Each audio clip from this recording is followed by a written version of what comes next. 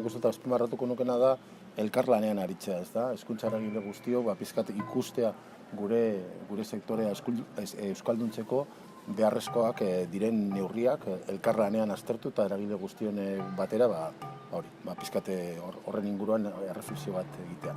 Eta aurrera begira, ni uste dut, azpimarratuko nukera protokoloan agertzen diren neurriak oso zehatzak direla, eta ni uste dut, hezkuntza eragileok buruan dugun neurriak, ez da? Alde batetik, gure ikasleak euskaldun eleanitzak izateko ezinbestekoa dela murgiltze eredu bat, euskara oinarria izan da, eta gure ikasleek ere, amaitzen dutenean derrigorrezko hezkuntza lortu behar duten maila, pizka finkatuta egotea, Europako markoaren erreferentzia kontutan izan da, eta euskarazko irteera profil hori lortzeko, zen neurriak behar ditugu, eta aipatutakoa horri lorpen horiek aurrera eramateko, ezinbestekoa dela murgiltze eredua.